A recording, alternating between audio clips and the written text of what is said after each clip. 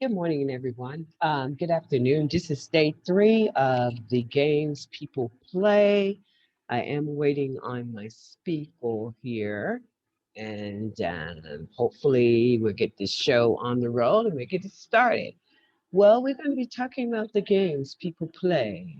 Something that we're going to be talking about today. Yesterday, as I can, go over some more things, I'm going to talk about is love at first sight a cliche or a Pharaoh connection? Does Pharaoh's chemicals act like hormones outside of the body? Can that hormone be off balance? Yes, it can. We talked about that yesterday, that it can be off balance. And so it can be off balance.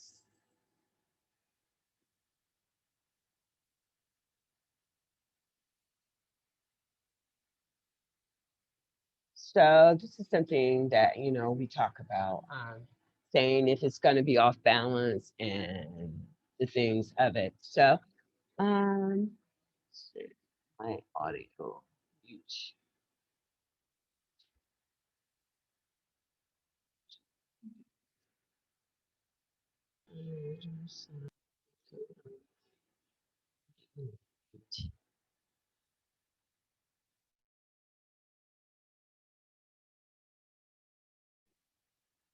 So hello everyone. How are you doing today? And this is part of the show.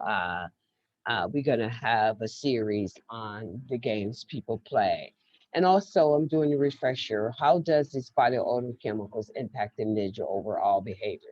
Does it alarms and pheromones, X food trails, the pheromones affect human behavior, psychological?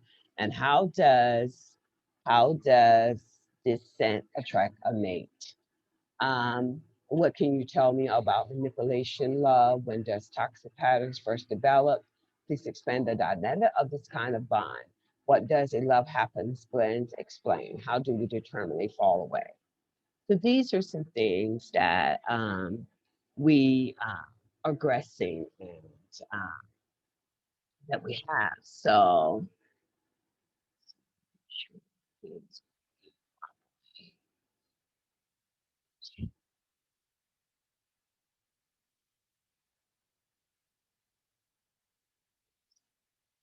good.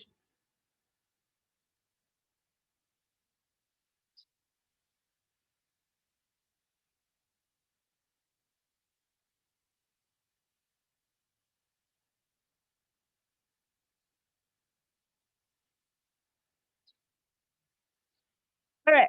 So we're going to go over what is an excellent time to set to close your feelings to new love.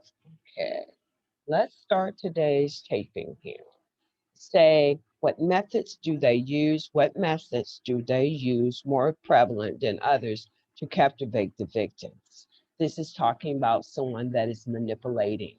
Um, and most time they get to a person's mind as a mechanism of control methods. Um, and that's how they captivate their victims. They get a person in the mindset more than anything to captivate their victims. So, one, are these tactics more common in master manipulators?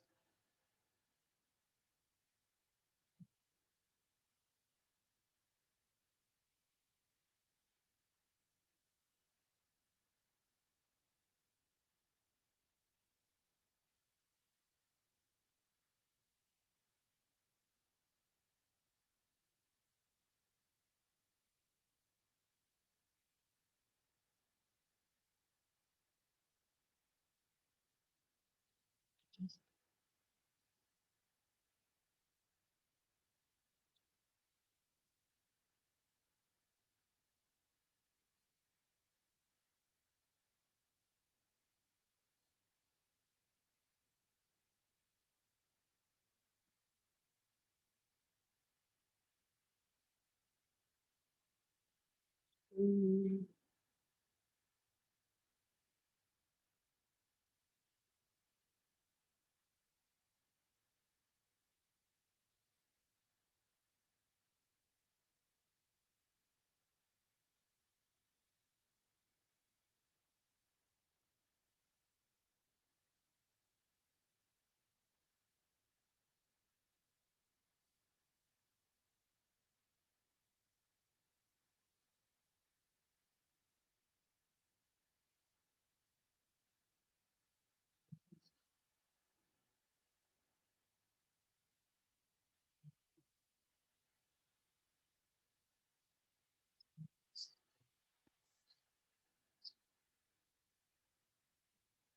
Oh my, what?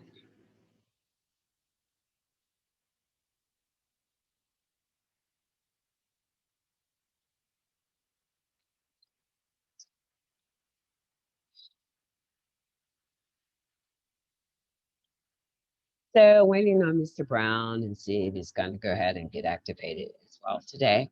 And we're going to go over these questions here. We're going to do a pro. We're going to,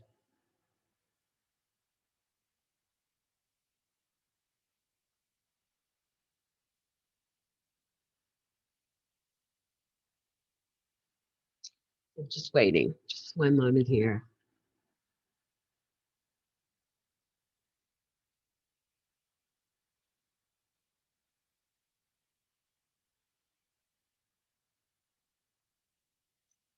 God, I pray right now just be a successful show.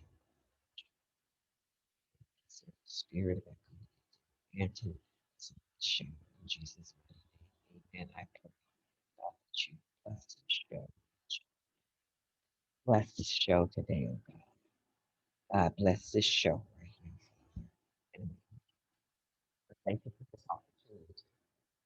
Bless this show. That it would be healing, that it would be enlightenment to the ears that will hear this show. In Jesus' name.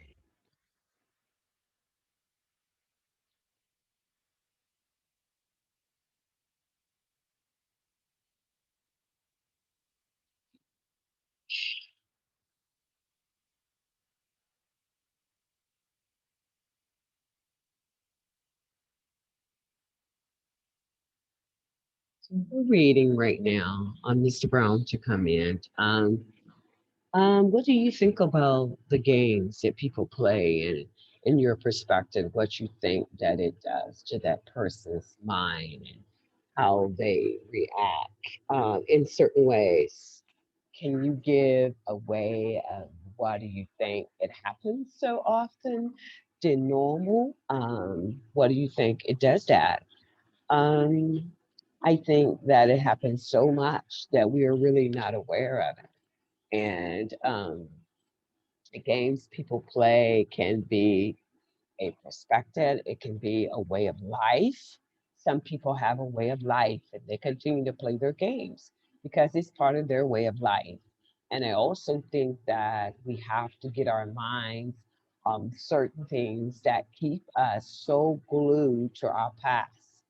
Um, so I think that has a lot to do with it as well.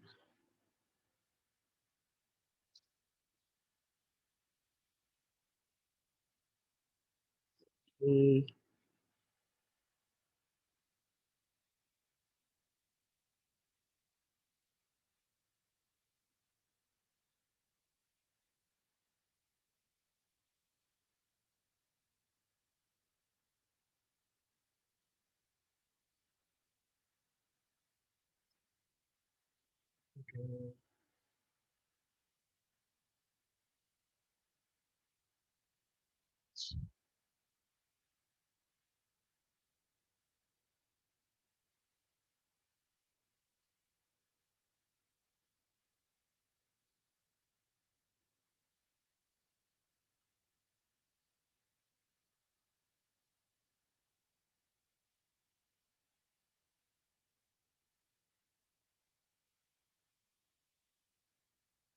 So just bear with us here. Um, should be shortly. The guest supposed to be coming on. Um, but we had a lot of, hindrance yesterday, but I was able to get through it because I do have a backup plan today as well. So we are going to, um, we're just waiting this one out. And I do have that backup plan as well in place. Because as a leader, we have to have more than one avenue because technology it does what it wants to do. Um, that's part of being ingrained with change management and all kind of stuff. So so I just know how to um, get past it, get past the circumstance and the things that tries to keep us in a rut. So I do know how to get past that. So and I'm just waiting it out here. So just waiting that out.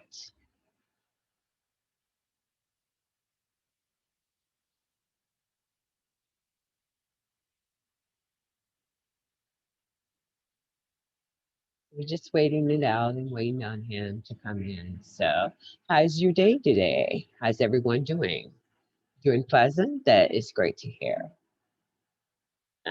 But I just think when people get in a game of life and get into playing the games of the mind, they've been doing it so long, it becomes a habit. It becomes habituous to them, and that's why they do those things that they do. So, um, we really can't get really upset with them. It's just part of the game. It's part of the game. Games people play.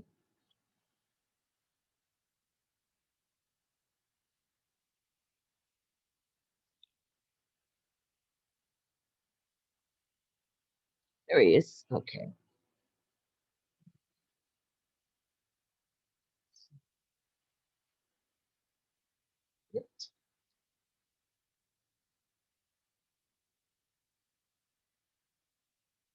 Good morning, Mr. Brown. How are you doing today? Good morning, Mr. Brown. How are you? How are you doing today? Good. You can hear me? Yes, I do very well. So, you ready? Yeah. Okay, let's do a premiere from yesterday and go on some of those questions. I think we started at 22. So let's do 22 Let real me quick see where here. I'm at. Okay. Go ahead. I Okay, can hear you. is love at first sight a cliche or a pheromone connection? Let me turn this volume up some. Okay, go ahead. Is love at first sight a cliche or a pheromone connection? Well, it's a pheromone connection that's been turned into a cliche. Yes, it can. I agree with you on that totally. You It know, sure can. it turned into a cliche. Love at first sight. But then again, like I say, um, appearance is everything. First impression is everything. You know It what I is. mean? Yes. And it just all depends on how much I impress you. This calibrates the degree of of of um feelings that I may have towards a person, or how much I really do love them on this first sight. What is it that I love? What is it that I love? Is it them? Yeah. Is it what they're wearing? Is it the way they make me feel? That's true. That's true. You know what I mean? Love at first sight, hey. But just like it says, I sent you that one piece. The brother was speaking. I He saw was like, that. huh? I saw that. I was very impressed. Yeah, but like I've been teaching this here for years. You know what I mean? Wow. Wow. I've been teaching this for years. You know what I mean? And then I ran across that. I was, yeah, that brother, he on point. Yes, He's on he is. point. He was on And, point. and, and that's true. And then, like I say, on the recap, I stated the other day, um, in terms of um that deception, the first appearances, and then the brother said something so profound, I look at you on first sight, and it's just something about you that might grab me, Mm-hmm. or really pull me into you. But Yes. in the end, if that's all that I'm going on, a year later, I'm gonna be turning my head looking at the same thing. That's true. That's true. Now that's true. Now, it's something, if a woman can get to his heart in such a way that has effect on him, that's what make people want to go and do that next step. Because a lot of guys don't like to marry. We have to pull on you guys. So Okay, if go ahead. because I hear a lot of women say, and I talk to a lot of men because I deal with men more. I was raised around a lot of men. Men tell me that it's something a woman does to get them to go to that next step. It's a friend of mine when I called him last year, he said to me on the phone, I just got married, but he's telling me I should have called you. But it was always something stopping me from calling you. So one guy said to me, he's trying to acknowledge to you that he made a mistake and he should have been forthcoming with you about it because he kept saying it over. I should have called you. He said it's something that he connected with you from day one. When you first met him, he was part of a classroom setting. And see, classroom settings, a person really can't tell how they really feel about you. They have to keep it at a professional level. And he said, when y'all finally got on that phone call, he said, how long was the phone call? 5 minutes? I said, no, over 20 some minutes. He said, y'all finally was able to connect to each other on a level that y'all had never did before. And he said, that's why he was telling you I made a mistake. I thought I thought the person I've been knowing for 2 decades almost was the one. And he said to me, you will know who is the one. And I said to myself, why is he telling me that? Who's the one? So one lady said, because he realized that was not the one. So if you listen to people, and especially guys, if you listen to them, because y'all guys, I mean, y'all not a bird, don't have a bird brain. It's just y'all use things in simplicity more than we do. Because we'll Right. keep saying the same thing over and over, but a man doesn't have a bird brain. He has a a more logical brain, I think, and more common sense than we do. Because we keep on saying the same thing. And what we do is we shout it out at you guys. Well, Because we see, want you. the only difference between me and you is that your brain is more emotionally wired than mine are. That is true. That is so true. You Yeah. see, Yeah. and see, this is a thing, and this is not necessarily a game. No, it's not. My mind, being that my brain is not as emotionally wired as yours, Hmm. you could be sitting up venting about something that you expect me to have show some type of emotion to, Now that's true. and you get upset because I don't feel the same way you do. That's true. You know what I mean? But I mean, life isn't like that. But like now, look, this is part of being a man. This is how you know a good man. Hmm. Okay, a good man shows a certain degree of sensitivity about himself. It's not all macho. That's true. You know what I mean? And this sensitivity, okay, is it is only confined within his wife and his kids. The people that has his heart. That's Better what it believe is. it. You don't show this in the outside world. Mm-mm, Who mm-mm. you can't. If you do, you're a cannon fodder. Yes, you are. But see, but in a one-on-one relationship, like I say, your brain is more emotionally wired than mine. So, of course, you're gonna go to certain. You're gonna go beyond my scope of trying to understand things. Hmm. You know what I mean? You're gonna go beyond my scope, you know, of of the degree of seriousness of the matter. You know what I mean? Because me being a man, I'm thinking from a more mechanical standpoint than an emotional standpoint. You know what I mean? Yes, that's correct. That's what I was Because saying. You guys are by wired. nature, by nature, I'm a mechanic. You know Yes, what I mean? By nature, I'm a mechanic. and I And think you are. And we tell you our problems. You guys are mechanic because y'all want to fix it. We just want you to empathize with how we're feeling, but you guys are mechanics and y'all want to fix it. Y'all want to fix it because y'all want to get it over with.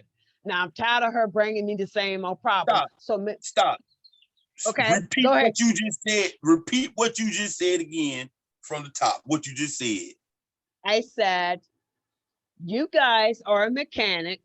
You want to fix it right then so you can get it over with. But a woman wants you to empathize with her feelings. She wants you to be on the same page that she's on, and she will keep on talking about that issue over and over. And that's what drives men away from women a lot of times. But let me give you a secret, Go ahead. okay? A man who's not mentally or emotionally capable of of of of of of of, of engaging into that type of conversation with a woman, right? Right. Okay. Here's the thing. Okay. I'm not the type of person that just want to fix things right away anymore. Because I see that doesn't work. Not with no woman. No. Yeah, that's true. You know what I mean? I see where I have to humble down, man, and be more sensitive to her needs. Mm-hmm. And have to have more of an attentive ear to what she's saying. Yes. Because sometimes a woman can get a little too emotionally out of control. And that's where a real man has to kick in and listen to what she's saying when she's not saying. That's true now. Because we get so emotional wired and we start yelling and screaming at you guys, trying to stream our emotional dialogue, and that's a pushback. That's a pushback. Well, okay, well, it's like this right here. Okay. Let's just say me being in a base state of mind as a man, okay, I pass your emotional dialogue off as nagging. Yes, that is so true. You understand what I'm saying? Yes. I push it off his back. Man, what's up, man? I got to get away from this bitch, man. This bitch always nagging. No, man. No. One thing about it, a person like that ain't gonna keep that woman long. She ain't gonna be there long. No. A woman wants you to empathize. And what also I say, Doug, I said we have to use I statements. Men have to learn and women have to learn. I understand how you're feeling, but sometimes a man is carrying the weight of the world on his shoulder. He's dealing with people in society, and especially a black man, he's dealing with all kind of things thrown at him. So as a black woman, we have to say, I understand where you're coming from, but I do need some attention from you today. As a woman, we have to use I statements. Now, I statements get more results than yelling and screaming and being a nag. I learned to use the I statement like I use cream for my coffee. If you want to get to a place of healing and wholeness, you have to use the I statement. People don't do that. They think yelling and screaming is the answer, and that's what makes so many relationships so unhealthy. And the reason I know this because I was in a relationship for almost 20 years, and he was so soft-spoken, and I wouldn't yell at him or anything because I was broken. So, but I finally realized when I just listened to him and he said, man, I'm trying to talk to you. I haven't talked to you. We live in the same house because you're so busy. He said, but while I'm talking to you, you gazing at the television. And I was so hurt. He said, I finally opened up. He said, we men don't talk that much like you women. You women can speak 100 words a minute. We might can get out 15 or 20 words a minute. And he said, when I finally open up to you about my world, about my day, you gazing at the television. And I left the room and I was so broken. And he shut down. That's what they do. That's what they do.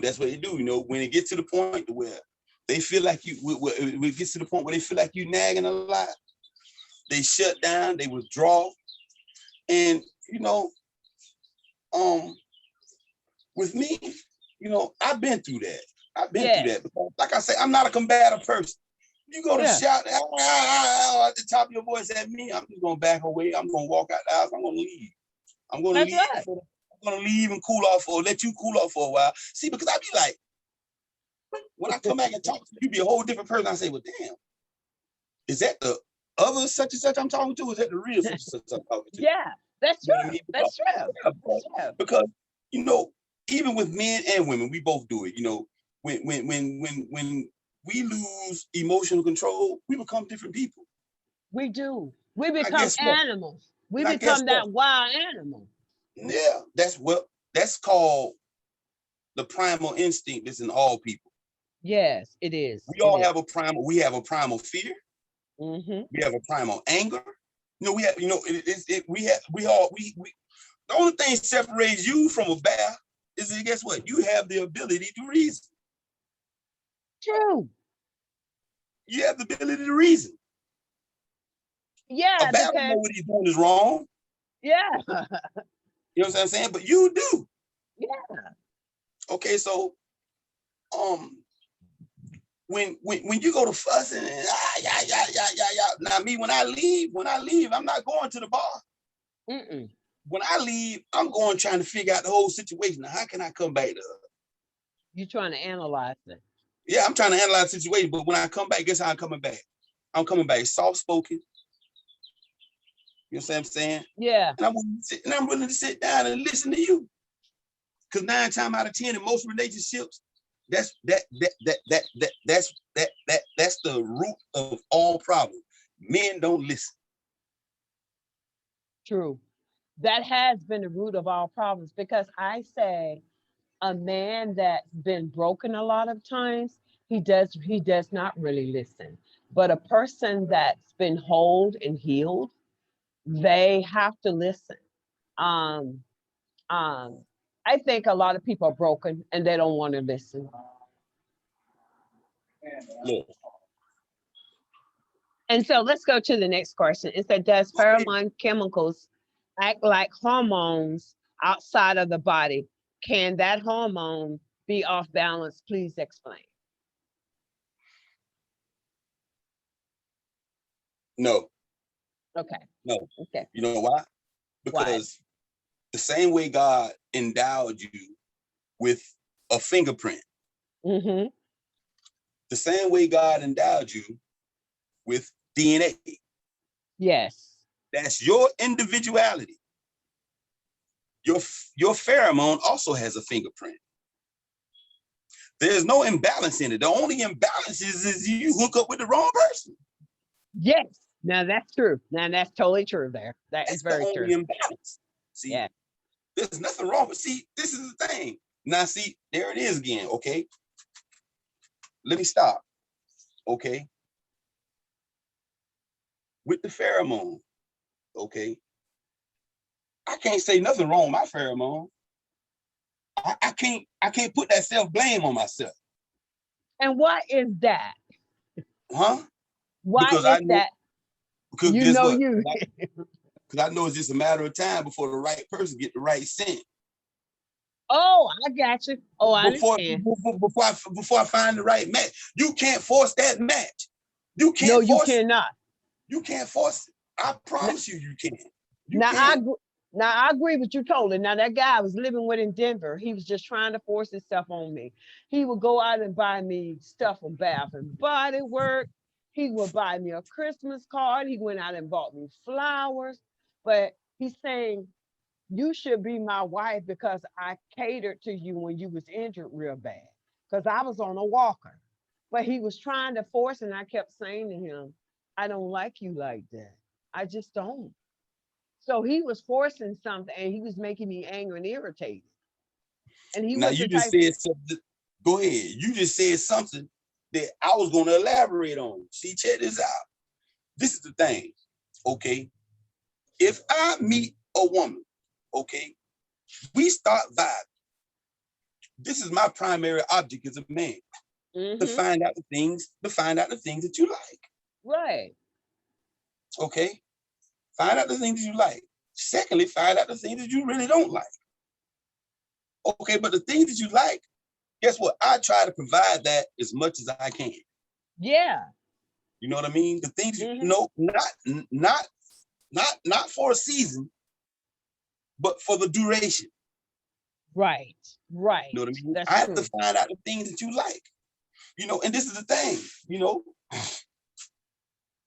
I mean, I go to the I go to the bar, I go to the club, I go to Winn-Dixie, I go to Walmart. I meet a beautiful woman, and we hook up. Okay, and you know, and in the process, I learned a few things that she liked, you know what I mean, not monetary things, not necessarily monetary things, but things that you can't see, intangible things, her intangible likes. You have intangible likes Yes, that I we can't do. touch, likes that I Right. can't touch with my hands. I have to either touch with my mind, I have to touch with my heart. Yes. You know what I'm saying? And see, that's what we're slacking at.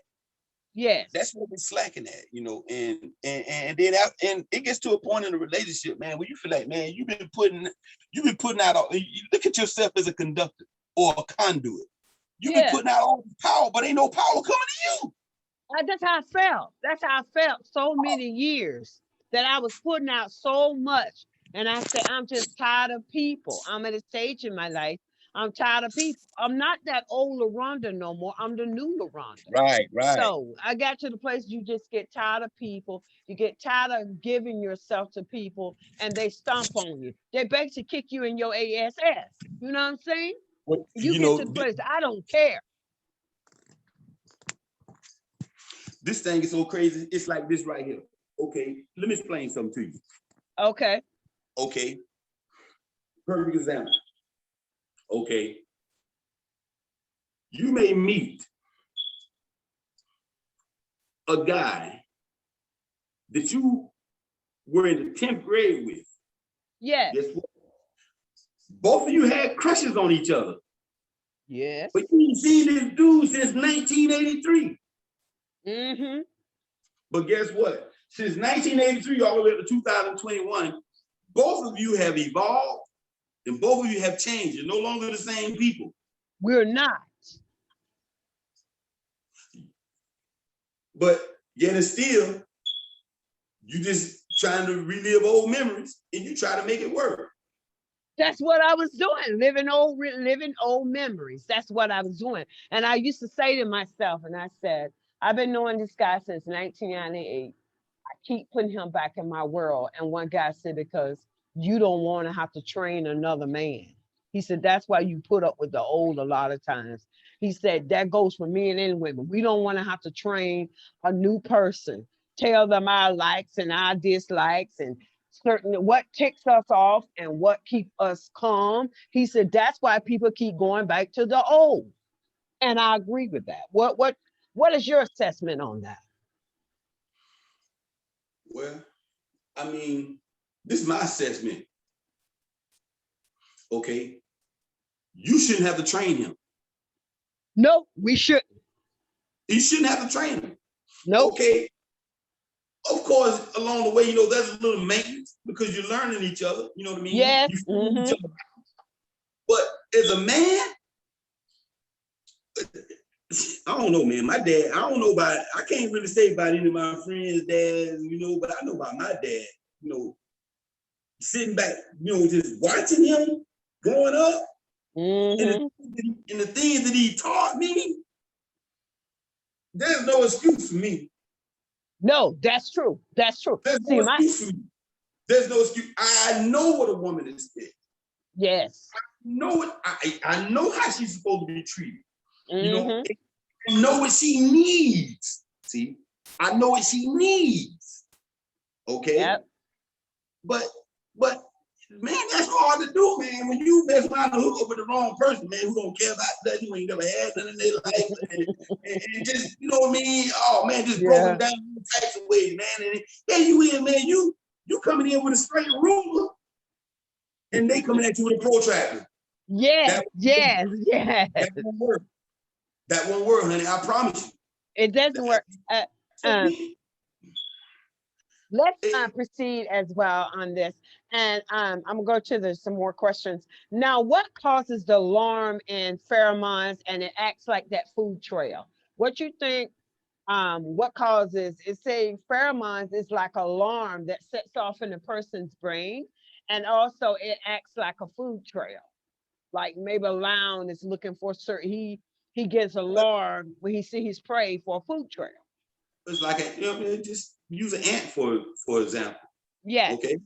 You take 1 grain of sugar and throw it on your doorstep, or just take 2 grains of sugar and throw it on your doorstep. And he goes to get it. How far you think an ant is going to travel to come get that? he gonna travel miles and miles to get that sugar We because do the that same is thing.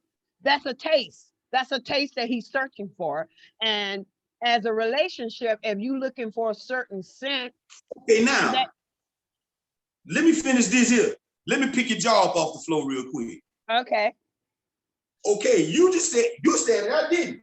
Okay, you was like, in terms of pheromones, the mhm, food yes, trail. Okay, an ant, they forage through the forest, get into the yes, food. fauna, Okay, the bear, the dog, go through mhm, the neighborhood looking for, he smell it, he smell it. yes, yes, Go through the neighborhood. Guess yes, what we do? huh? Guess what we do? We do the same thing. No, we don't. We go to the club. Yeah, we go to the club. We go jobs looking for it. Oh, men, we just hang out on the club. Yes. Waiting on the right scent to come by. Yeah. See, animals have a habitat to Yes. operate in their natural function. They We do. They create really an do. artificial reality Yes. for the same function. That's true. Okay. Uh, you how are you going to be physically attracted to somebody, never leaving your house, sitting up in your house all the time? Now that's true. Now that's true too. And that's why a lot of people say, I can't never find nobody, but you're not looking for somebody. Okay now, you got some women.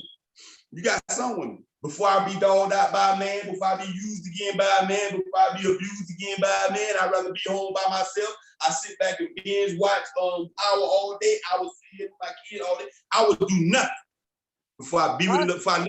Okay, now, but it comes to a point. Guess what? That woman has needs.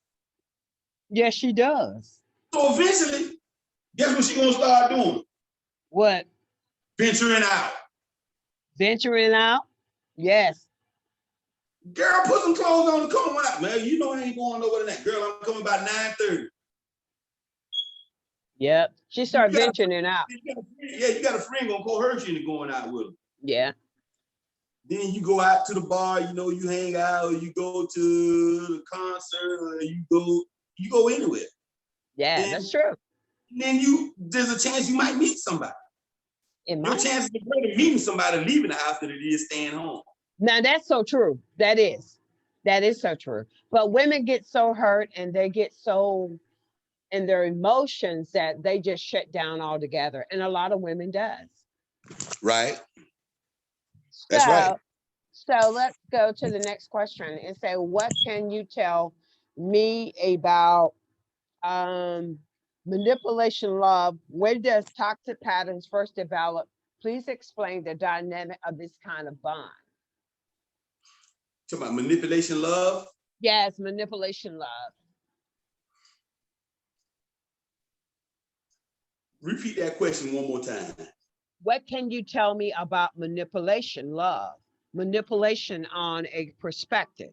Give like a perspective. It said, when does toxic patterns first develop when you are part of manipulation love? And please explain the dynamics that manipulation love have on a bond in a relationship. Oh wow, manipulation love. Manipulation love. Let me take you back to another cliche. The women love to use. No money, no honey. No money, no honey. Yeah. No money, no honey. No money, no honey. Okay, but as a man, I feel like a man don't deserve a woman if he can't take care of her. That's true too. You just in the way. Yes. Get out the way, man. Let a brother come in and take care of that sister. You feel me? That's true now. That is so true. But manipulation love comes in so many different facets. It doesn't have to be a financial or a monetary situation. Manipulation love could be see, once you understand that you can emotionally control a person, okay, I'd be like, okay, Corey want me to fly out to San Diego with him. You know, we going to a dog show. Yeah. Okay. Okay. And then she's like, she may not say nothing, but her body just tells me something tired of different. She also goes cold. And then the conversation may go somewhere. I may ask her something. And she started, that's where all the flat answers start coming, the short talk and everything. That's manipulation. Anything to try to make me feel a certain way, to be like, man, fuck that, man. I ain't going, man. This trip. That's manipulation love. That's your true. Manipulation love. You know what I mean? Manipulation love like this right here. Okay. I could be doing something in the midst of other people. We could be in a setting, and I could do something that really sticks you in the side. Nobody else may know, but guess what? You'll give me a certain look. Yep. To curb my behavior. Yes. At times. Yes. Or to make me respond in some type of way. That is so true. That's true. Let's go to this one. So how do we determine a fall away in a relationship? I say people are so colorblind in that area when a person walks away. Do you agree to disagree on that issue? A person is colorblind. I think they do be colorblind a lot of times, because when I left my ex and I was at the airport, he was just dumbfounded. I think people be colorblind when a person chooses to walk away. They don't see it coming. It's like a train hits them, where they just look like this and they don't believe you when you say, I'm tired. Or just a man or a woman. So I'm just fed up, and I'm fed up. When the person really get fed up, they decide to walk away. And a lot of guys and women say, oh, you colorblind me. No, we didn't. We was telling you every step of the way, the things that they had to change, but some people are so colorblind. Now, can you explain that? I mean, yeah, I can explain that. Let me explain it like this right here, okay? Oh man, that thought just left my mind just that fast. Let me think for a second. Okay, oh man, I was thinking about it while you were talking too. Let me ponder on this for a second, because I had it all lined up and I was speaking on that too.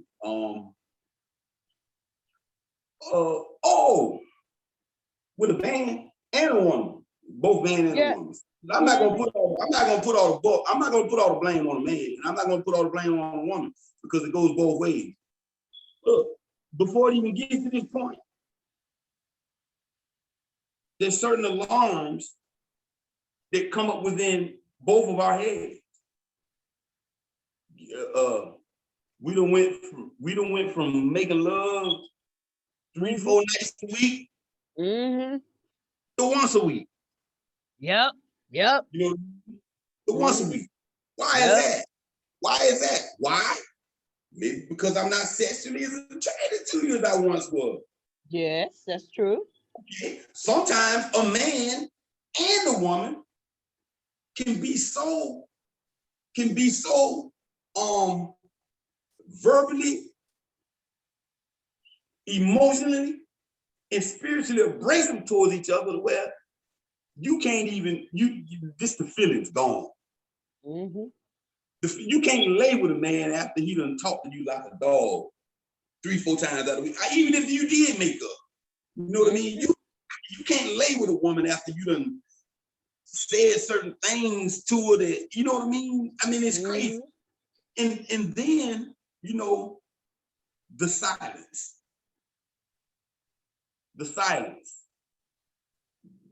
That's one of them. The silence is that silent treatment is coming, and they're no longer as, let's say, a community catered to you anymore. And then everything just started going down the hill from there. One thing about silence in a relationship, you can sniff the air and smell the toxicity of it. Yes, you can. Yes, you can. That's so true. It almost seems like you be sitting in a spot and you can feel the air sitting down on your shoulder. Yes. Can you imagine being in a 2-bedroom home or a 3-bedroom home with your significant other, and you walk past him and don't say a word to him? I've been there. I've been there. Mine used to do me like that early in the morning.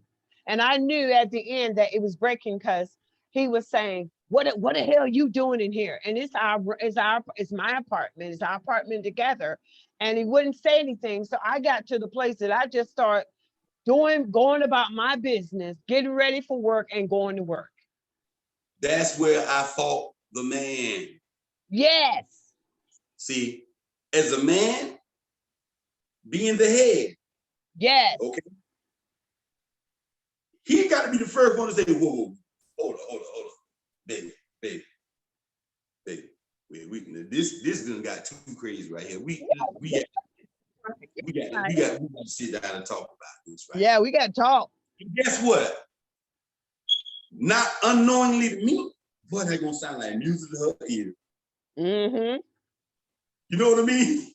Yeah. That's gonna put a warm feeling, gonna lift a brick up off her shoulder. Yeah. You just sit down and talk about it. You sit down and talk about everything that's wrong and how you gonna fix it. Yeah. Talk about everything that's wrong. Okay. Stop comparing him to your ex. Yep. Okay. Stop comparing. I'm gonna stop comparing you to my kid's mother. Mm-hmm. Okay. And when people do that all the time, they always in comparison to what they experienced in the past. But I realized since I've been out of being single for almost 5 years this May, that I can't compare every man because every man is from a different species. And I know that. But just certain things I'm just not going to tolerate. When it's abuse and manipulation, oh, no. My ex. Mm-hmm. My ex had 3 baby. She was married once, but got 3 baby. 2 of her kids got different fathers. One, okay. 2 of them got the same father, and 2 got different fathers. Mm-hmm. And how you think I feel all the time sitting around being compared to them? Hard. Okay, and I don't even play. I come back with a rebuttal real quick for number one. For number one, okay, I don't snort cocaine. Uh-huh. For number 2, I don't chase prostitutes. And for number 3, I knew how to take care of women. And as an honorable mention, I don't have any kids. You know what I mean? So you hear that all the time. You always compare. Well, damn, why ain't you still with them? Yes, men will tell you that. Men that are confident in themselves. A confident man would have said, "Don't you put me and him on the same teller." No. You know how I nipped that in the bud? I say, look, this is prior to me leaving. I was like, there's no wonder that all the women in your family ain't got no men. You did. You was aggressive with her on that. Look, all the women in your I'm talking to her. I'm talking to you just like I'm talking to her. Look, all the women in your family don't have no men. Okay, how many brothers and sisters you got? Okay, you got 6.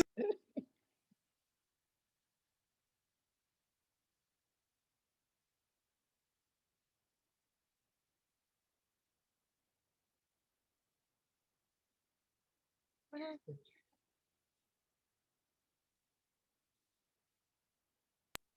All your your sisters got no man. Okay, your daughter Kima, 29. She's raising a single daughter. Okay, I'm not talking about Misha. She's 17 and she's in high school. I'm not talking about Katina. She's 14 and in junior high. Okay. But I'm talking about Kiki. She's 23. Oh my God. She got a man. He's dogging her out. You know what everything. Wow. I'm like, this me talking to her. I'm like, there's a pattern somewhere in here dealing with your family, dealing with the women in your family. Okay. One got a man and you got to lose him. Yeah. Some of these questions from yesterday, we're gonna pass them because we're gonna go on today's show. The one for today, it's some good stuff on today's. I mean, You know, but we talk. I do, Go ahead. but I do want to ask you about what is self-rejection. Is this the term? Is it the same as self-love? Could you explain it to our audience? Self-rejection. Yes. Self-rejection starts with a person who, first and foremost, who don't love themselves. That's true. That's true. See, because I do love myself. You can't love yourself, constantly talking down on yourself like that. No. It's bad enough everybody else talking down on you. You talking down on yourself. What does that leave you with? Nothing to fight. That's it. Nothing to bounce back on. No. In self-hate and talking down on yourself, that just comes from your own personal insecurities about yourself. You know what I mean? You know, you got to check you got to do a self-esteem check. You got to do an ego check, you know. Yes. You got to check all of that. See, because the self-esteem, your self-esteem and your ego are enemies to each other. Now that's true there. Now that is so true. That is true. You know what I mean? Okay. So, Let's go over this one real quick too. Okay, we said that yesterday. I think we was talking about body language and all that. Yeah, we did. We did. Okay. Okay, let's go with today's. It's saying what methods do they use more prevalent than others to captivate their victims, which I'm talking about a master manipulator. So what methods you think a master manipulator, and it's something that is ingrained inside of him. Most master manipulators are abuse victims because they become narcissistic. So that means a master manipulator has been abused as a child. It could be sexual, it could be physically. It's something that causes them to be a master manipulator. Could you explain that to the audience, please? simple. A master manipulator. Robert Greene, the celebrated published author Robert Greene, he authored the book 48 Laws of Power. Yes. Okay. He authored the book, and he authored the book The Art of Seduction. Oh wow, I could read that. Of course, those are two must reads. Okay, in the 48 Laws of Power, he will give you a law dealing with any type of situation, but with this law, he'll give you the transgression of that law. Things that can go wrong if you don't follow this law perfectly. With a master manipulator, right? What makes them a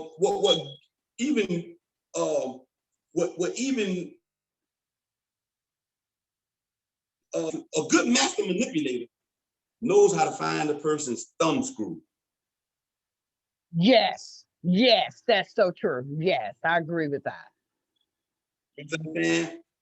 If I know that your thumb screw is jewelry, I can control you through that.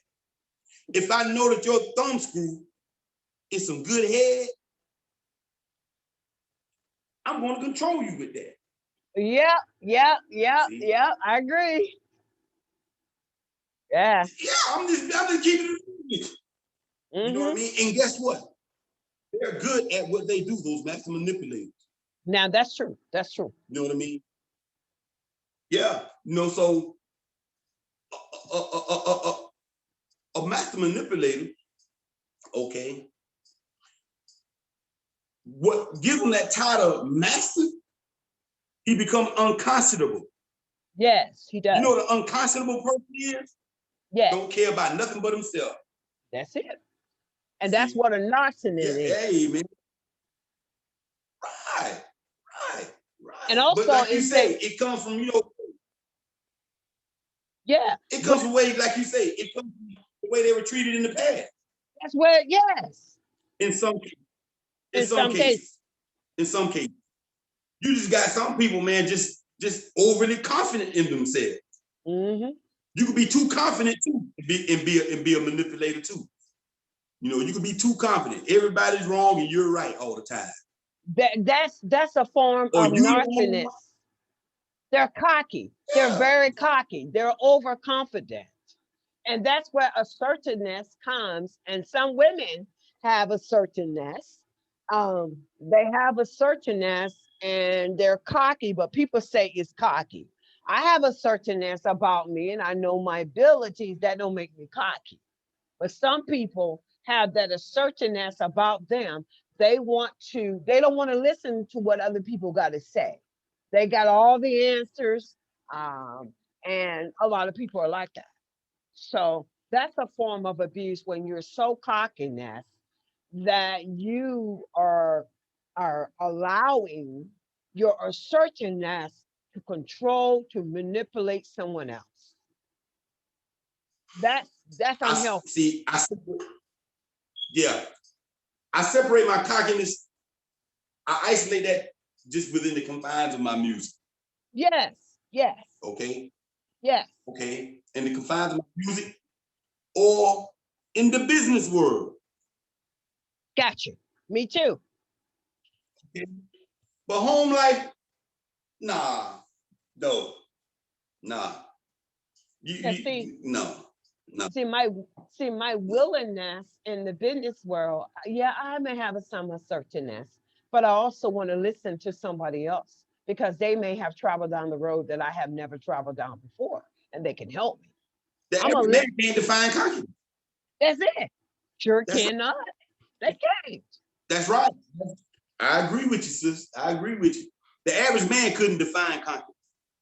No, I they say, hey, bro, what do cannot. you mean to be cocky? What do it mean to be cocky? Oh man, if I bust you in your mouth, no, that don't mean cocky. And now me That cocky. Oh means something. no. Yeah, I agree. No, no, Now, no, this is no. something that everybody deals with is how can you determine the impulsive behavior mechanism in a relationship and why it's not disclosed early in the connection in the information infatuation phase. Read that again. Okay, how can you determine the impulse behavior mechanism in a relationship and why is it not disclosed early on in a connection phase? What I mean, when you start liking someone and you're infatuated by them, but I know people are not going to tell you that they got some mental issue or being impulsive. um, but if we knew those issues right on, we can assess the relationship, I'm saying, more easily. Well, not just assess. Okay, let's just say, hey, you are actually trying to be serious about this person, Yes, you are. but you start noticing certain things. Okay, if if if you feel like you can fix it or address it in some type of way to where you know it would just go away or or he try to do better as far as like you know the way he carries himself in certain types of ways, you know, that's good, you know, if you can fix it. But if it's something too bad, man, it's crazy. It's real crazy because as a man, when I look at a woman, you know, when I look at a woman, there's only certain things that I see. Mm-hmm. You know what I mean? I mean, upon first sight. First thing you look at, you when you see me, you look at me. First thing you look at, you looking at my feet, all the way to my head. Yes, we are. And you know, We, a woman, the first thing we do is look how big his feet is. That's all right. You look at that, you look at that bulge in his pants. I'm looking at the camel toe. I'm looking at the camel toe. You know what I'm saying? Okay. You are so right. What's the now? Guess what? At this time, I'm gonna tell you what's going on. All intellect is clouded. Yes. Okay, but the first conclusion we come to at first be like, oh yeah. Oh yeah. You know what I mean? You don't even know this guy here he may be a baby rape. You don't know that. Yeah. No, but women get messed up because the first thing they do when they iron a man, I did it, and this lady I was with did it on a bus one day. Now I was talking to this guy. He was nice. He has a nice personality. He dressed nice, but the first thing she did is look down at the man's feet. And I said to her, "You are basing him on his feet." And she said, "Oh, he ain't got none." I said, "That's not true."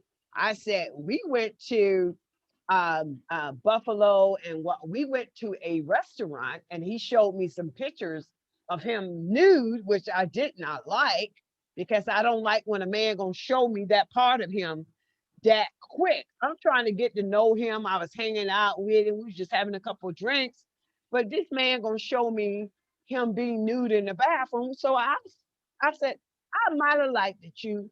It might have went somewhere. I said, but when you showed me the nudiness of your body, I said that's a turnoff. So I had to let her know women they misdiagnose a man because they looking at his feet. And women do that all the time. That's the first thing they do. Or his hands. Yes. Or his hand. Yes. But look, see, that's where that's ask me, that's a myth. I got small hands. Yeah. Women use a certain body parts of them. Oh yeah. They use certain body parts of a man. Okay. Yeah. Yeah. Let me show you something. That is a mess. But look, let me show you something. Let me put all this in the ball for you. I'm not putting the blame on a woman. No. I'm not putting the blame on the man. You're not. It's part of society. We're still talking about the game people play. Yes, we are. Let me show you how the game starts. Okay.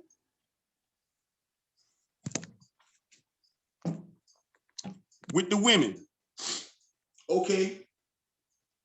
With the women dealing with this game, your canvas, okay, your main prop at the beginning of this game that you play is your mirror.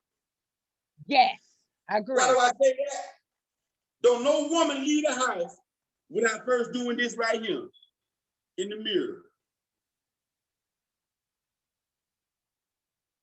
Yep. Yeah. Yep. They already know how fat their ass is because they see it in the mirror. Yeah. Look. And some of them even get in the mirror. All that there. Yeah. They're not doing it to them. Yes, I agree. Imagine me watching them. That's true. That's true. Men do it the same way. You get on Instagram, a nigga standing in the mirror, greased up, chest rippling, six pack, with his Speedos on, standing in the mirror like this right here. I agree. Yeah, I agree. Instagram, you see it like this right here. Yeah. That's the deception. This will get you 10 million followers. It does. Followers. Follow you straight to hell. Yeah, that's so true. This is where the deception is packaged at. It's packaged the mirror. Yep. Boy, look here. When I see a female out there in the streets, and I be watching her, boy, I look, I say, boy, she sure got it down. Hey, boy, she practiced that. Yes, she did. She knows. She knows. She gonna put herself in certain positions. She practices in the mirror.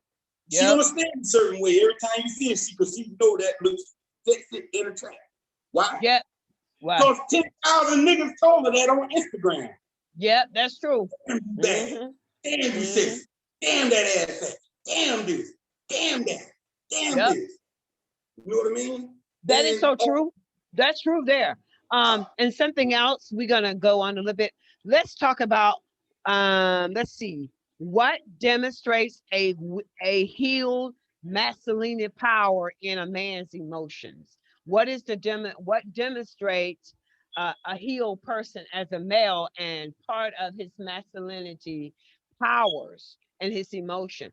Can you explain down to the T, such as logic, his reason, his will to dominate, his energy of action, his senses of how he protects the ones that he loves?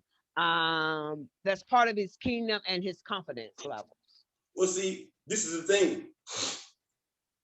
As a man, a man's mind is wired to win. Yes, it is. That's so true. It's simple.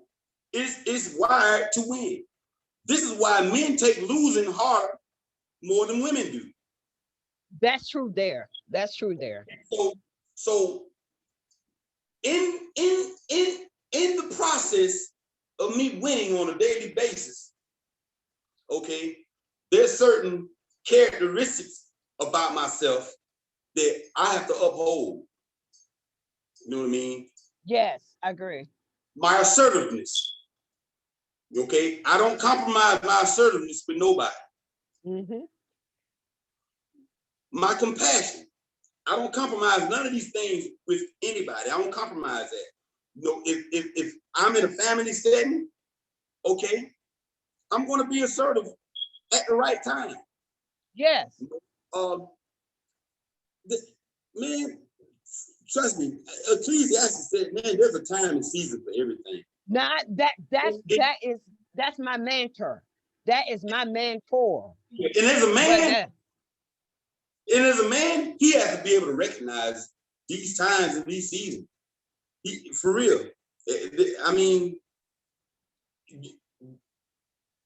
he does, Doug, because I think as a man, you are the head of the household, and you need to know your time, your seasons. You need to know when to let go and when to go. And so a lot of people get so caught up in this society, and like you say, the social media world, that they dispose too much of their private life to the world. You know? Do you remember what the symbol of man, what the symbol of the man is? The circle with the arrow pointing? Yes. Huh? Yes. Okay, well, that arrow, see, symbolism. When you start studying and understanding symbolism, you go beyond the basic illustration of the symbol. That arrow represents man. Okay. Yeah. It doesn't only represent man, it represents the strength, his virility. And the reason why it's pointed straight and it's like an arrow, it also represents a phallus. Strength. Yes. Now, tenacity as well. Tenacity, right. Now, if you look at this symbol, one second, let me get this here real quick. I got to show you this. Okay. Plain and simple. Let me get this paper.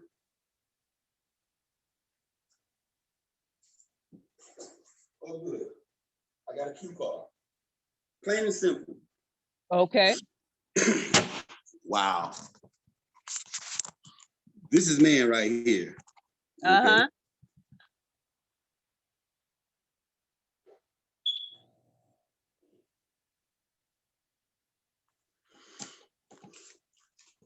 This is the symbol for man. You see it?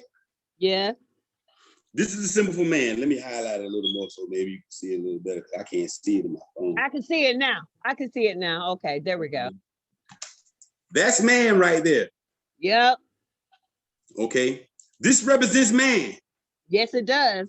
This circle right here represents family and community.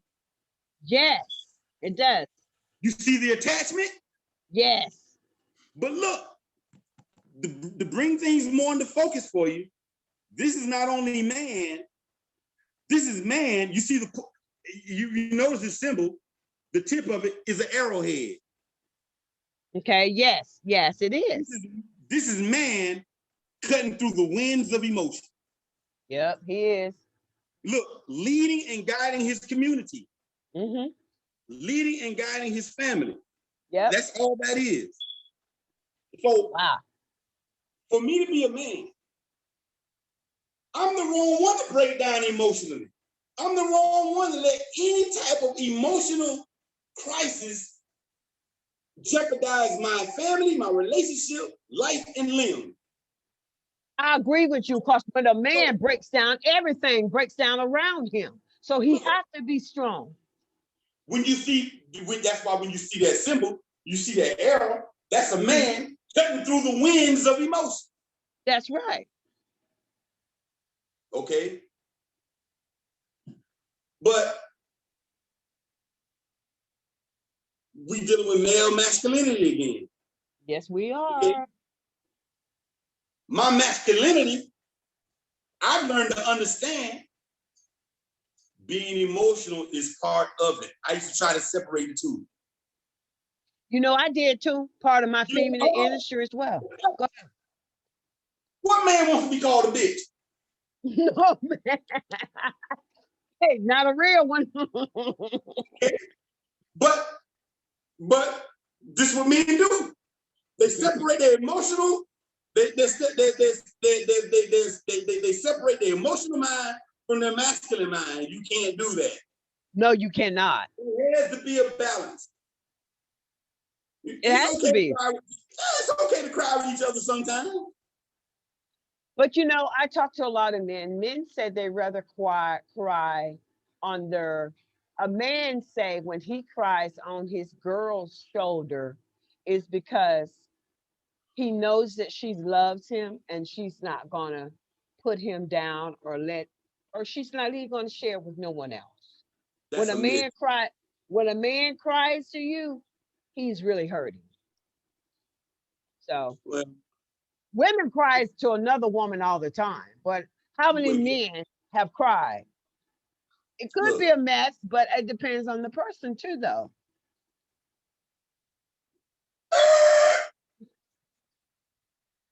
99.9% of the time, yes, a man cries on the shoulders of a woman because of his and because he did wrong. Yep, that's true. You know what I mean? Yes, I agree. How many times have a man came to you crying on your shoulder and you know what's wrong? But we've been together for 10 years. That's what I don't know what I do. You never had a man to cry on my shoulder now. Oh hell no. How many? They came to you crying on your shoulder because of what you've been to them. I never had a man to cry on my shoulders. I had him to talk to, but not cry. How many of you had cried on your shoulder because you've been good to them? Too good to them? None. It's always got to be where either they done cheated and you cheated and threatened to leave them. Yeah. You know what I mean? Yeah. Or just anything other than something good. A man never, or death in the family or something like that. You know, but a man never cries on a woman's shoulder for anything good. He doesn't. He does not. Okay, let us continue. And why do you think a man prefer a woman that is non-aggressive versus aggressive woman? And we know aggressive woman is someone that is very assertiveness and she has high confidence level. And so why do you think men prefer a non-aggressive more than aggressive woman? Why? Because it's just out of nature. It's just out of nature. Well, I'm gonna tell you why out of nature. A woman, naturally, a woman is supposed to be humble and meek. Yes. Okay. We supposed to be calm as well. Calm, humble, and meek. Yes. You know what I mean? Mm-hmm. That kind of that kind of screws up a real man or any man. Yeah, That kind of true. Man, if a woman shows too much bravado, shows too much attitude, so that's almost borderline dykish, you know. Yeah, I agree. Yeah. Mm-hmm. A woman has her place. Okay. Even though she has her place, doesn't mean that her voice can't be heard. That's true. That's so true. But that's not a place for a woman. I mean, a woman can be confident and meek. We can. Yes, we can at the same time. You know, you can be powerful and humble. Yes, you can, and confident. Don't let your overall actions, your overall attitude dictate, okay, the way that you think. If you think confident, okay, yeah, you can walk and act confident. Okay. You can walk and act, and if a woman thinks confident, then she can walk into the spirit of excellence. Yeah, but see, check this out though. Everybody's not confident though. They're not, because they are. So how do you feel? But no. How do you feel when confidence meets incompetence? That's like a broken record in a sense. You know, I have always been confident. I mean, I have always been a speaker. I was an Anchor Club's president when I was in high school.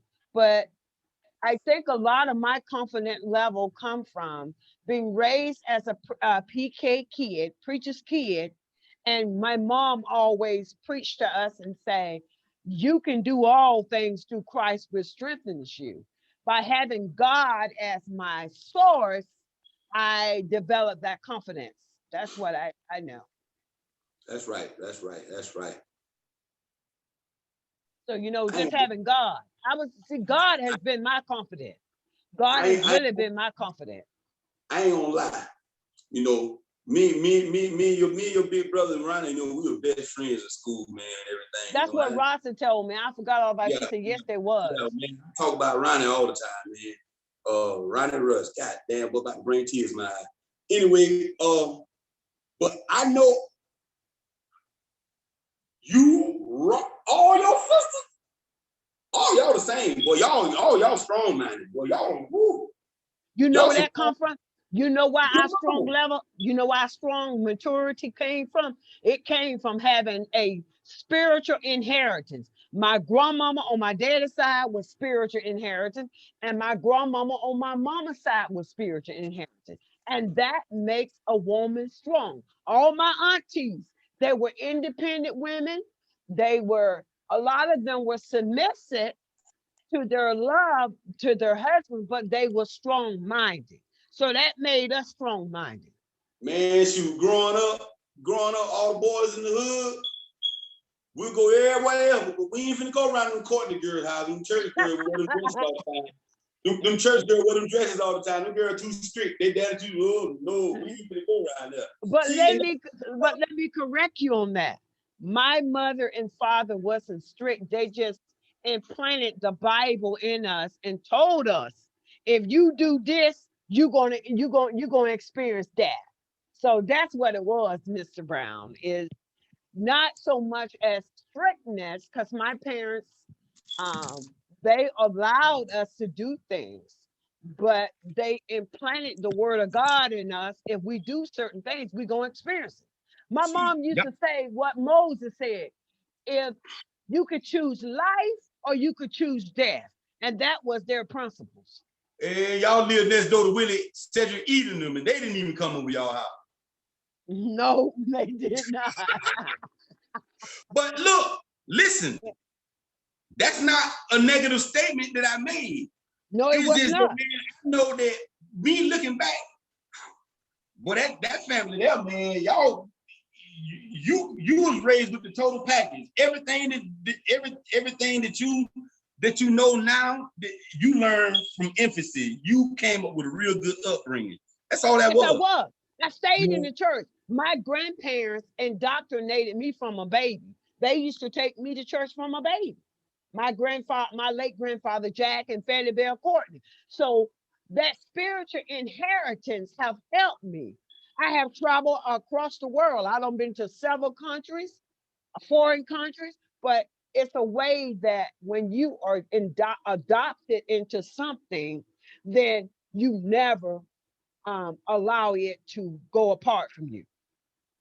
Now, you said something that I wanted to ask you about, right? Okay.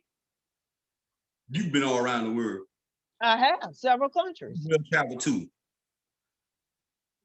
You have to leave this country and go abroad to really see how people living. That's it. That's it. That's it. Socially, economically, physically, economically, racial.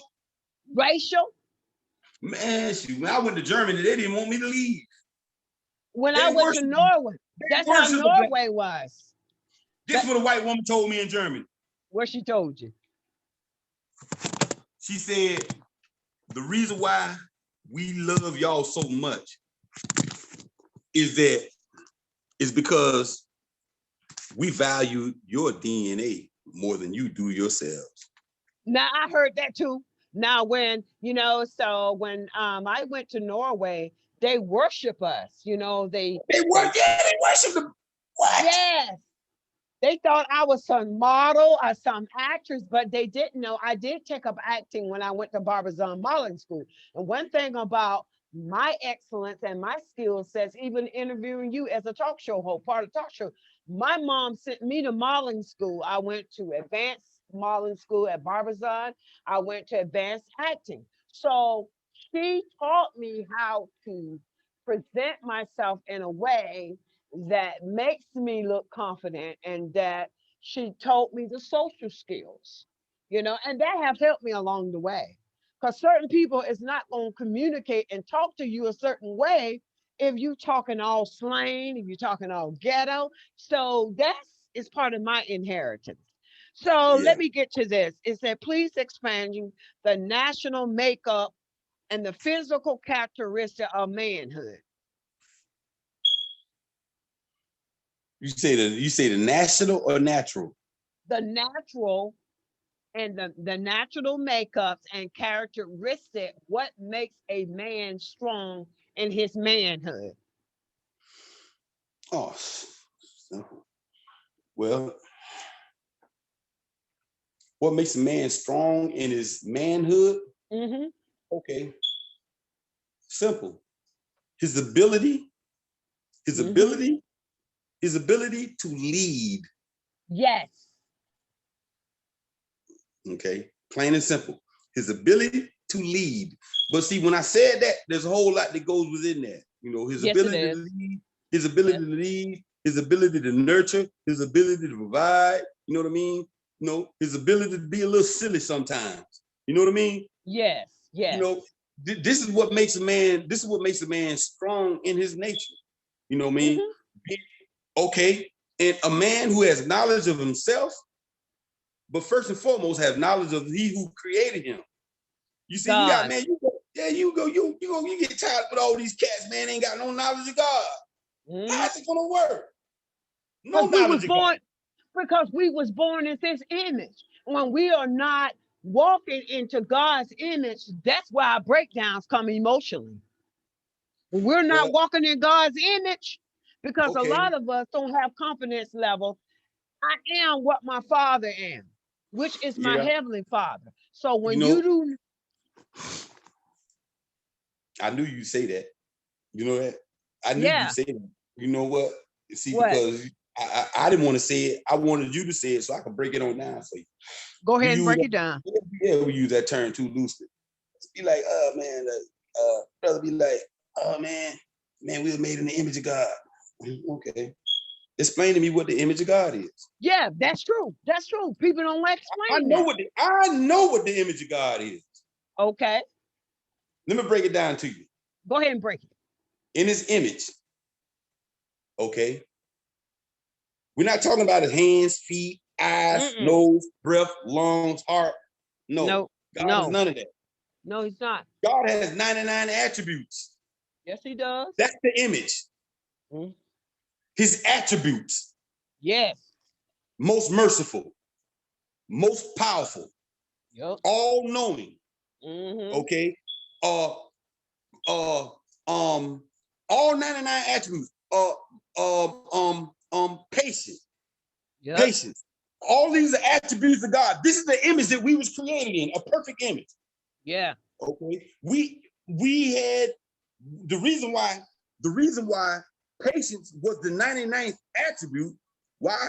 Because every man doesn't have the capacity to be patient. No, he does not. Patience is hard to attain. I think that's a gift. If a man has compassion, it's a gift. That's right. It's a gift. It's a gift. So, like you say, we were made in the image of God.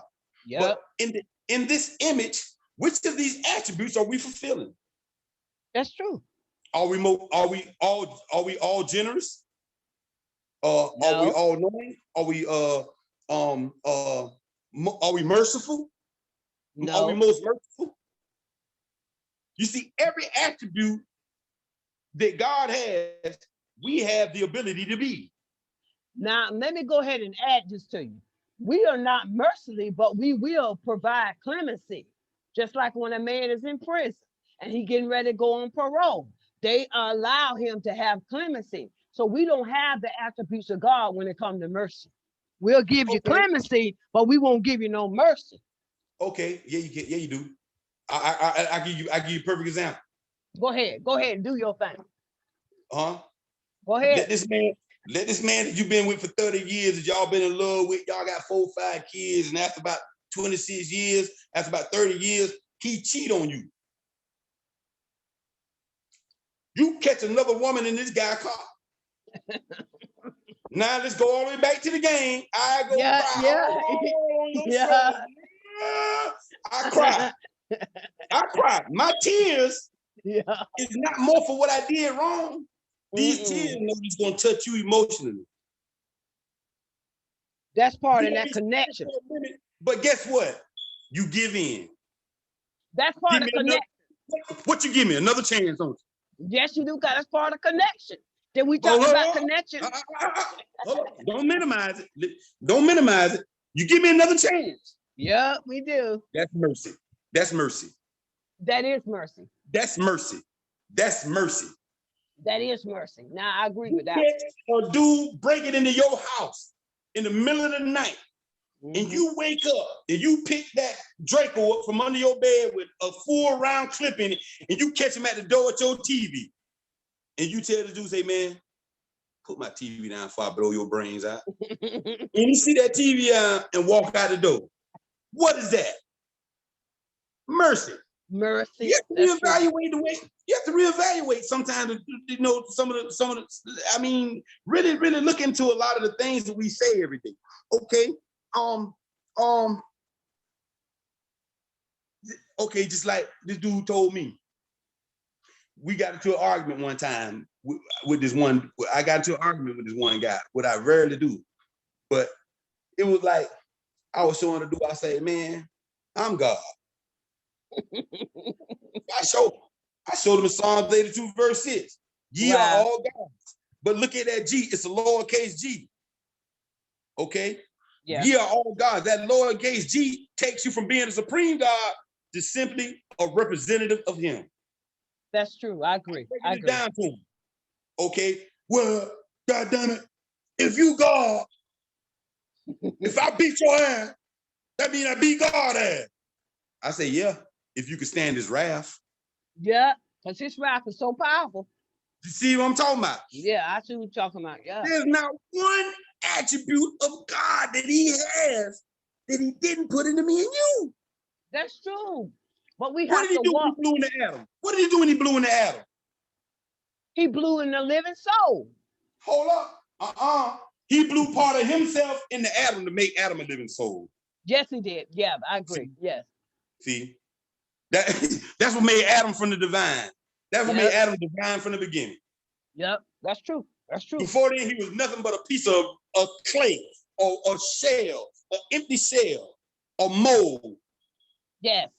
They said that prior to him even being created, they say Satan used to dance around that mold and pass gas and everything. Look at you. Look at you. You ain't nothing. You can't even move. You can't do this. You can't do that. And then what God did one day, blew breath into him and turned around and say, now you go bow down to this creation I made. That's what he did. And yeah, I agree to that. That a lot of people don't talk about that like you're talking about it. And, you know, it needs to be talked about. Now, this is something I do want to discuss is, why do you think men are groomed into think in a horizontal mindset? Because men are more horizontal to me than women are. Do you agree? I think women are more vertical than horizontal.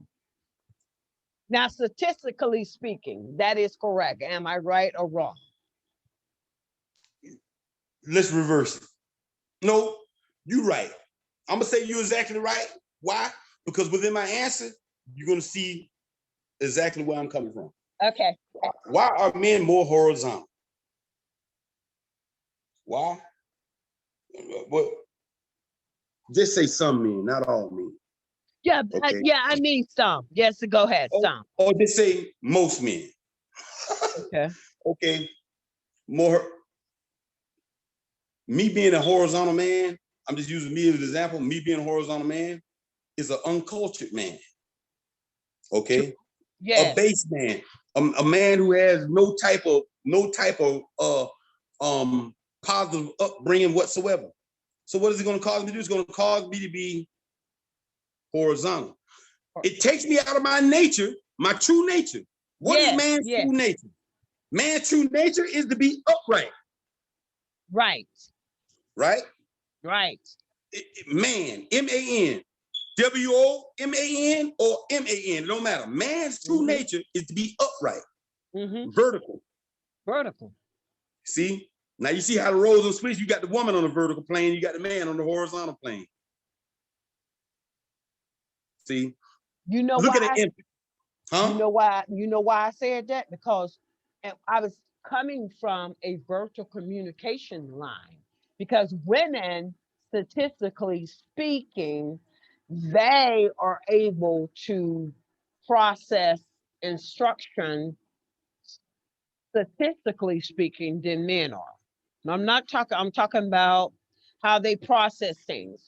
Just take it like if a man going on a trip, a woman follows the instruction more down the path on a trip. That's before MapQuest came, then a man.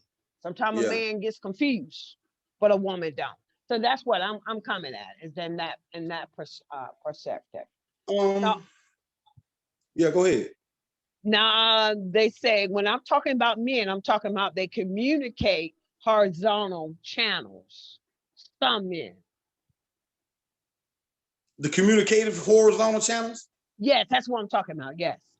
Oh, that just comes from their inability to assess the situation. That's true. Now that's true. And men do not veer off. They don't veer off certain things. When they make up their mind on something, they stay with that. They stay in that course. Now, do you agree? Anything a man isn't sure of, or anything a man isn't sure of, or he has to show an extra degree of confidence. Yes. He'll stray away from it. Yes, he will. That's why he will. He'll go the other way. Even if that includes his woman. Yes. He'll get away from it. Now, before I forget this, he'll stray away from it. But check this out. Just because I done strayed away from you, don't mean I got somebody over in Auburndale across town that's fitting my type of psyche or my type of mindset. That's true. That I find comforting. That I can go back and kick my shoes off and have her do my feet and stuff like that. You know what I mean? Or provide. Yeah. See, Sometimes men stray away too. Sometimes men just want to be alone. That's what just my want to be. Oh say. man, He said, my mama was insinuating that I'm at some girl's house, you know what, LaRonda. He said, most of the time I was just driving around Winter Haven just to have some peace. And he said, he was a reserved type of man anyway. And he said, I just wanted peace. He said, I just sat at the lake and just maybe drank a beer, just sat at the lake just to have some peace. He said, don't mean I'm doing wrong. He said, but people so assume a man is so high nature that he wants sex all the time. And he said, that ain't all the ways true either. look, with my ex, even during the separation, and I'm sitting here doing just what I'm doing now. I'm watching YouTube or streaming TV. I get a hate text.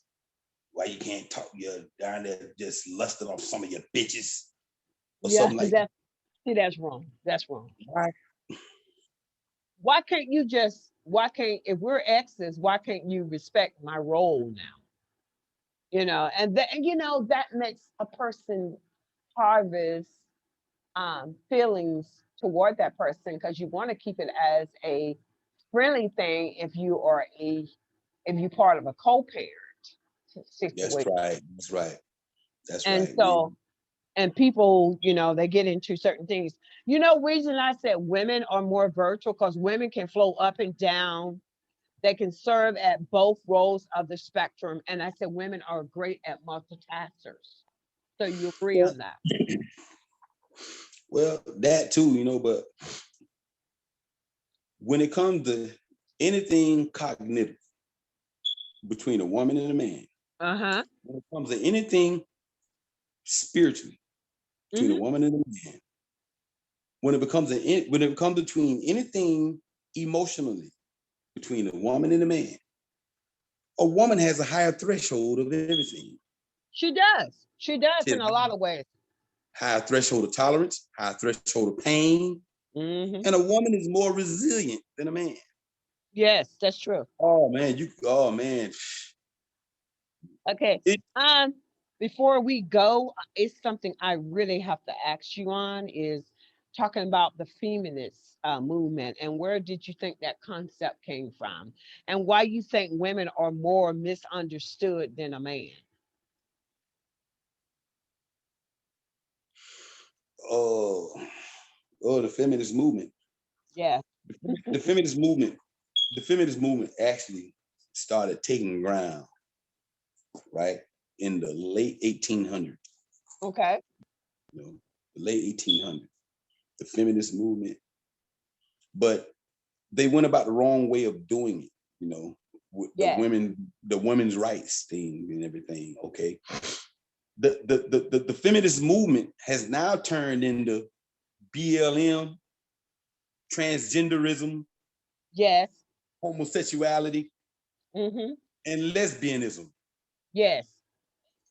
In a nutshell, that's what feminism is now today. It Yes. no longer represents empowerment No, it for a don't. woman. It doesn't. No, no. Mm-mm. Feminism is unisex now. Mm-hmm. It's unisex now. But you know, um, uh, the end part of your question. What was the end part of that question? You said something about. See what I did with it real quick here. Uh, See, a feminist gonna tell you they don't need a man for nothing. I can do this all by myself. uh, Okay, you must got a drawer full of rabbits and all kind of other toys if you don't need a man for anything. Or maybe it's another woman. I don't know. But why they being misunderstood more than men? That's what the question was. oh Why do yeah, you why they think, and why are they being misunderstood and why women classify themselves as a doormat? Sometimes men do not come out on the verbally saying a woman is a doormat, but a woman feels like she's a doormat.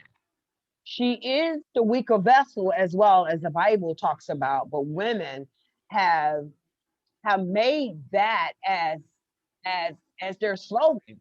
I'm the weaker vessel anyway. That's why I go through this and why I go through that. But they don't realize that they are strong because they produce children, but they Yeah. still feel like a doormat. It's not a doormat, but you got to realize, God created you, God created me, but he didn't create us equal. He did not. He did not. No, no.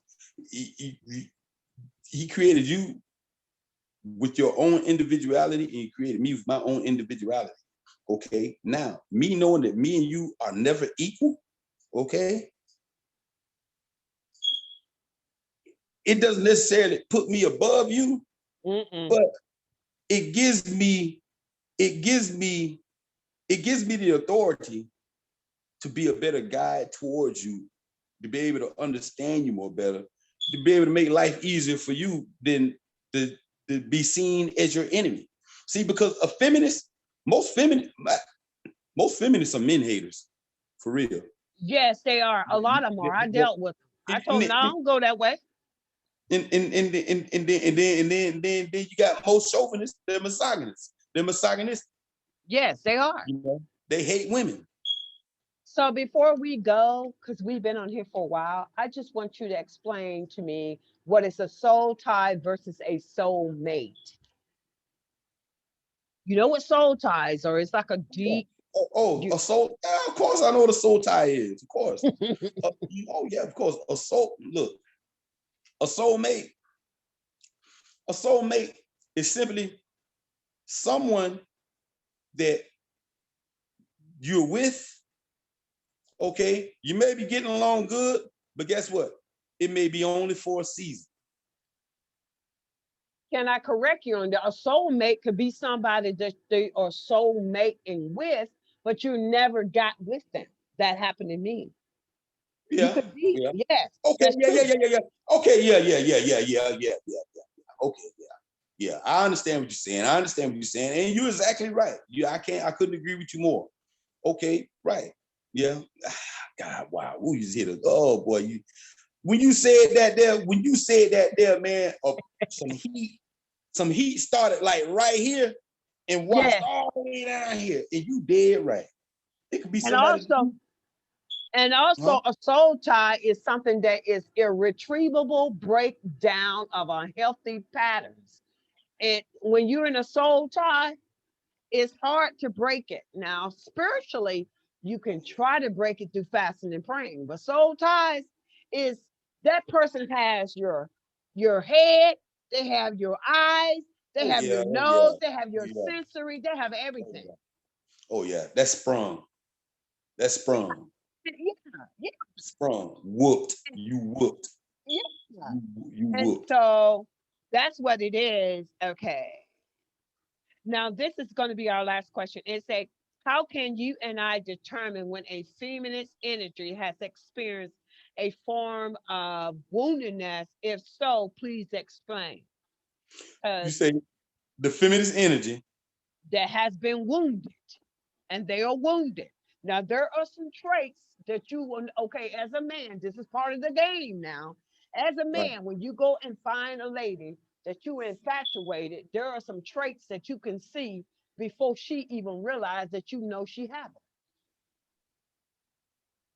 And those traits out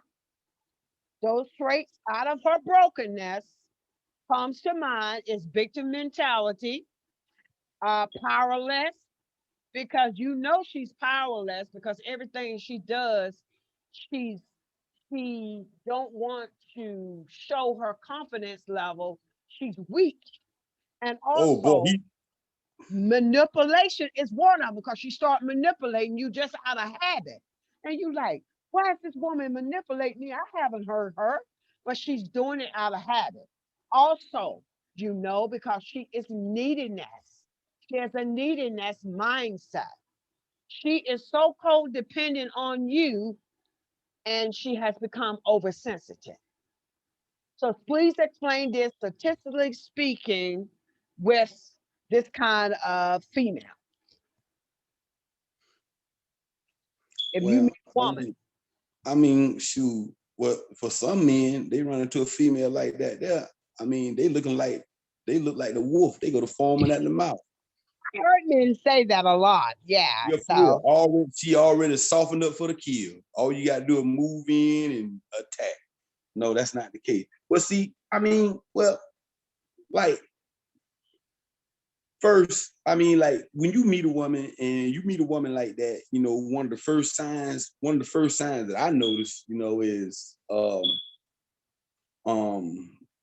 they're reluctant to trust. that's true. And I was gonna hit that next. They are reluctant to trust, and Yeah. they are part of that game. And they're gaming you because they still caught up in that foundational Yeah, wound. right. But see, that first barrier right there that I just mentioned, that trust barrier, when you meet a woman like that, man, before you even move on to any other venture, man, you got to break that trust barrier down. You got to break it down. And look, I spent the year, man, trying to explain to this woman, man, I'm not the person you think I am. How can I be this person when I'm home? But it's hard. But it's hard for you to. But it's hard for you to be relatable to them when they're so broken. It takes time, and are you willing to wait on her to process some of those issues? Some men say, I ain't got time to wait around, man. There's more fishes in the sea. Well, some don't. Some men, you know, they know nonsense, man. They ain't gonna put up with it. Zero tolerance, man. They Oh gonna. no. Oh no, no, no, But no, me, no. but me, I'm gonna tell you, man. I ain't gonna lie, man. If I really like a person, man, and I start seeing stuff like that, you know, I'm gonna use everything in my power to try to at least address the situation. Yeah, I mean, like, what's wrong? You this a situation like this with a man has to know how to ask a woman the right questions to get the right answers that he desires, or the right responses, That's true. or the right That's so responses true. that he expects. If That's true. I'd be like, first thing that come to me, I'd be like, man, like, oh, why is it every time, you know, tell you I'm going somewhere, you blowing my phone up every 5 minutes. What are you insecure about? Yeah, that's true. That's so true. Yeah, I agree. See, this is what I do. I catch it, and right when I catch it, I don't let it marinate. I address it right there. I be like, You know what you do? You catch it and you confront it. When you yeah, I confront confront it. something, you confront it. When you confront something, it can't be there no more. You confront it. Yeah. So she Why? have to really say, yeah, this man hurt me. But some men don't confront it. They don't. Yeah. But that's part of your having a male in the house and being raised by a strong male. That's what that's Well, I'd be about. like, well, you know, LaRonda, I'd be like this right here. I'd be like, look, this is just a scenario. I'd be like, look, damn, no, I just spent the week with you. We sitting there a week. We hanging out. We eat popcorn. We watching movies. We sitting back. We smoking blunts. We hanging out. We go shopping. I just spent the week with you. What is it about me that requires me that when I finally go home to my apartment to sit up on duo with you all day when I just spent the week with you? What is it? It's something about me you don't trust? Yeah, What that's it. I don't even play. I learned this. I learned this, man. I had to learn the hard way, man. Just sitting back and doing this stuff, and finally, you know, I she finally opens up and pour all these problems out on me at one time. I'm like, oh man, I don't know what to do with all this right here, man. No, it'll never get like that if you catch each and every character defect, each and every emotional defect as it happens and address it. Let her see it. Because sometimes she may not even be aware of it. She don't. So We be so hurt. Yeah. It's like, man, you know, and then me, you know, the comedic side of me, you know, I'm going to try to make light of it. I'll be like, God damn, man, I just spent the whole week with you. God damn, I got to sit up on duo. I might as well move in with you. Yeah. Now you are so right. Real, man. If I spend the week with you, yeah, man, if I spend the week with you and I'm at home, man, I got things at home that I'm trying to do. I got, you know, and I got to have my own, that's my space. That's it. I Because can't have you sitting up in my room, living room on Messenger all day, and uh, then it's like you got to get out of the habit of asking, well, what your plans are tomorrow? oh yeah, that you have to. What your plans are tomorrow? I don't know what my plans are tomorrow. Well, why we ask y'all that? I don't know why. I think it's like Yeah, a habit. We'll yeah, ask but y'all. see, waiting on me to say, well, I ain't really got no plan. When you think you can come over? No. Women that ask you what your plans are tomorrow, they don't have a life that consumes them. Their life is consumed around you. And that's what that is. And that's part of neediness. It's part of that neediness. And because when a woman has a life of her own, she ain't got to ask you what your plans are. Sometimes you have to contact her, you know. But I realize I deal with all kind of men that they don't like a woman that feels needy. That's just like a turn. It really Well, is. see, I used to think neediness in a woman was just required to just only the sex relation. Man, it go way beyond that. It goes deeper, and we gonna get on. Way We beyond that maybe because a one. woman, man, I know some women to sit up 10 years and be celibate and won't even worry about no man, think about no man until the right one comes. So it's not that. So it's the neediness is not just isolated to love making. Well, Neediness, man, all types of psychological and emotional needs that a woman has. And guess what? A woman's psychological needs and emotional needs outnumber her physical needs 21-1. yes, it does. But see, I was like that. I was like psychological, waiting on the right person. But I had to realize, what if the right person never comes? And then you are in that mindset, waiting on the right person. But I just learned to go with the flow. If I meet somebody and we connect, then it's on. Because I was in that same realm, and that's part of my Christian upbringing, is we have to wait on the right person to come. But what if God say, I gave you a will to live and I gave you a mind? So you have to get out of that, letting everything pass you by, but you don't have to accept a manipulator or gaslighter either. You just got to be more spiritual aware when the right man comes, because you will know when the right man comes. It's a connection. It's just a connection. You And know. so I learned that. So if you have any more questions, we're gonna call this a day. And this was a good show. I didn't think it Yeah. was gonna last this long, but it's a good because of yesterday. Well, I enjoy listening to you talk and speak because you speak with so much knowledge, for real. You speak with so much knowledge. And So everything, So huh? I'm hopefully that maybe May we could do this at a Hilton's down here somewhere, or like I may just take it. I don't know what to Look like take you the sitting at show. the Hilton now. I am at the Hilton. Girl, where you at? No, I'm not at the Hilton, but I just got my background. You would think I'm at the Hilton, but Oh, wow. yeah. That's nice. So Yeah, yeah, that would be nice. it's coming because I'm just looking for this year for this show to go into syndication. I really am. I mean, because you start small beginnings. This is like a small beginning, and this is something new to me too, because I'm used to working in corporate America, in corporate jobs, and this is God said no, said go higher. So that's what I'm doing. So all right, Mr. Brown, I really enjoyed you, and I'll send you this clip soon as I download it. The one from uh Thursday and today, because we did a good job on this one. And I am going to get your permission to see if we can put them on YouTube, but I'll send you your copies before I put them out there. You ain't got to do that. Oh, okay. Post it. All right. Okay. All right. But probably next 2 months or so we'll do another one.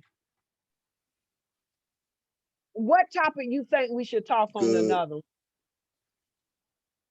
What topic you think we should talk about next? Because Um, do you I still don't want want to to make think it? or speak too fast. Give me a moment to ponder on it, and I'll come up with a Yeah. real good one for you. Okay. Then, and then we can do our research. We do our research accordingly.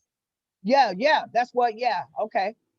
All right, we'll go from there. Thank you so much, and God bless you. And have a great evening, okay? God bless you too, sis. Yeah, All right, I thank you. will. All right, Alone. all Bye right, bye. take care. Bye-bye. Bye. There it is.